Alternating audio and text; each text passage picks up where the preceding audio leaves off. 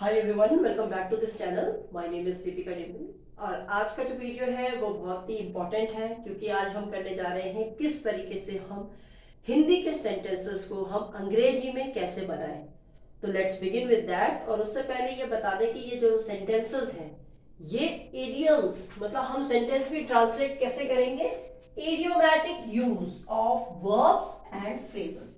मतलब हम इडियोमैटिक रूप से, इडियम्स के रूप में हम सेंटेंसेस को जो वर्ब्स के हैं या फिर फ्रेजेस के हैं उन रूप से हम इडियम्स को बनाएंगे। तो किस तरीके से वाक्य को बनाएंगे, करते हैं शुरुआत। पहला है आपका, वह मेरे कहने पर चलता है। आमतौर पर हम ये बात बोलते हैं कि भाई ये मेरे कहने पर चलता है या ये तुम्हारे कहने पे, तुम पे बहुत, तुम्हारी बहुत बात बहुत बहुत मानता है, तुम्हारे ही कहने पे चलता है। तो इसकी अंग्रेजी, वह मेरे कहने पे चलता है, इसकी अंग्रेजी बनेगी he acts on my advice. वह मेरे कहने पे चलता है। एडवाइस को हमने एक बार वीडियो में किया भी है, सलाह। तो जैसा मैं बोलूं वो वैसा करता है। He acts on my advice. Next sentence है आपका, वह बालिग हो गया है। वह बालिग हो गया मतलब अब वह 18 साल से ऊपर का हो गया है। तो इसकी अंग्रेजी हम कैसे बनाएंगे, क्योंकि मैंने आपको ऊपर लिखा ही है, हम इडियोमैटिक यूज कर रहे हैं इडियम्स के रूप में फ्रेजेस या वर्ब्स को। तो उस तरीके से हम लिख रहे हैं। तो इसको अगर हम इस रूप में लिखें तो इसकी अंग्रेजी कैसे बनेगी, देखते हैं। He has come of age. He has come of age मतलब वह बालिग हो गया है। नेक्स्ट सेंटेंस है, उससे उत्तर मांगो। मतलब कोई प्रश्न है, कुछ पूछना है आपने, तो आप उससे कहते हैं ना जाके भाई उससे उत्तर मांग लो, क्या है इसका उत्तर। तो आप इसकी फ्रेजल उसमें कैसे बोलेंगे इडियोमैटिक रूप में, ब्रिंग हिम टू बुक। अब इसका मतलब ये नहीं है कि उसको किताब पे ले आओ, ब्रिंग हिम टू बुक। इसका मतलब ये है कि आप जाके उससे उत्तर पूछो, उससे उत्तर मांगो, bring him to book. Next है, पीछे हट जाओ।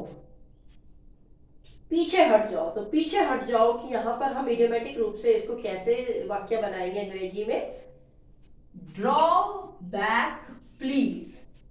ड्रॉ बैक, थोड़ा पीछे हो, पीछे हट जाओ। जैसे कोई चल रहा है या आप रास्ते में जा रहे हो, किसी को बोल रहे हो पीछे हट जाओ, ड्रॉ बैक प्लीज। नेक्स्ट है, जेब कतरों से बचो। जेब कतरों से बचो मतलब जो जेब चोरी कर लेते हैं ना, पॉकेट मार लेते हैं। ज्यादातर ये क्राउड वगैरह में ये होता है, तो बोला जाता है ना जेब कतरों से बचो। तो इसकी अंग्रेजी कैसे बनाएंगे आप, beware, beware, BEWARE, beware of pickpockets. Pickpockets जो चोरी कर लेते हैं। तो आप इसकी अंग्रेजी बनाएंगे, जेब कतरों से बचो, beware of pickpockets. Right. Next है, मकान को किराए पर दो।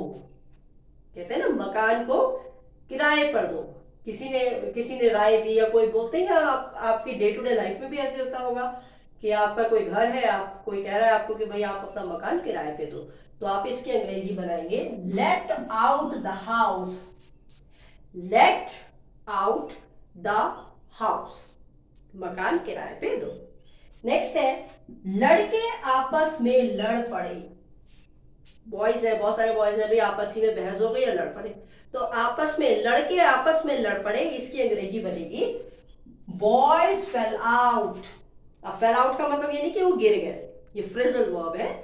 Boys fail out with one another, एक दूसरे के साथ